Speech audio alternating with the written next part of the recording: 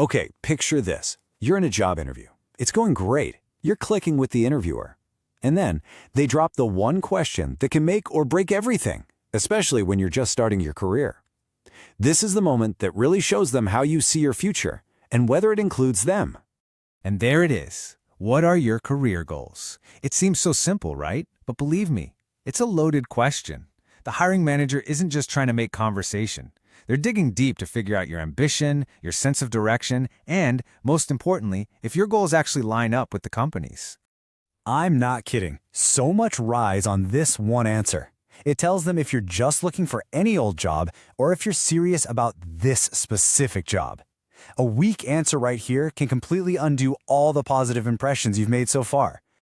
So, before we get to the perfect answer, let's talk about what not to say. We're going to look at two of the most common mistakes people make, the kinds of responses that can get your resume moved straight to the no pile. First up, we have the super generic answer. I mean, on the surface, it sounds fine, doesn't it? Everybody wants a good job and a good salary. But to a hiring manager, this is a huge red flag. It says absolutely nothing specific about you or what you really want to achieve. Let's break down what an interviewer actually hears when you say this. When you lead with good salary, they think your main motivation is just money, not the work itself. Good job is so vague, it sounds like you haven't even thought about the role of the company. The whole thing just suggests you're kind of passive, waiting for a career to happen to you, instead of making it happen. And then we have the second big mistake, the overconfident answer.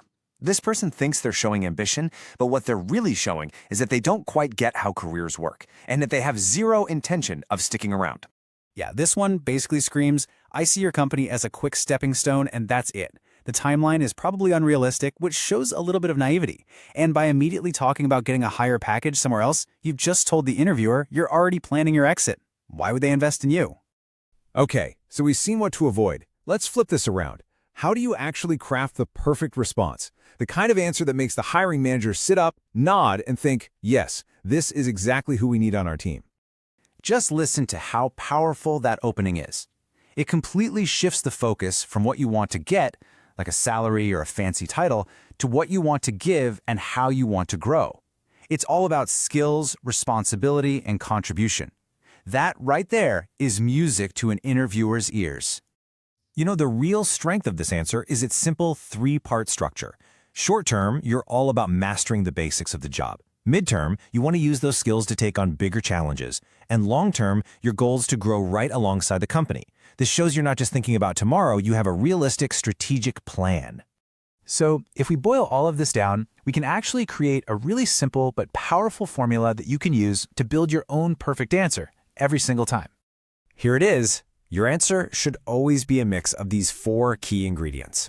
Are you talking about the skills you want to build, the responsibilities you're eager to earn, the professional growth you're committed to, and maybe most important of all, the unique contribution you want to make? If you hit these 4 points, you're absolutely golden. This is really the main takeaway. You need to shift your whole mindset. Stop thinking about what the company can do for you and start framing your answer around what you can do for them. Your personal goals become powerful when you show how they'll lead to the company's success. And that's really why all this matters. When a company hires you, they're making a huge investment, an investment of time, money, and training.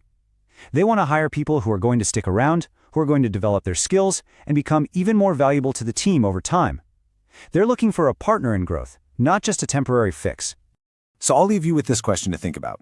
Using that formula, skills, responsibility, growth, and contribution, how are you going to define your goals? Because the next time you walk into that interview, you won't just be answering a question. You'll be presenting a vision for your future. And it'll be a future that company will want to be a part of.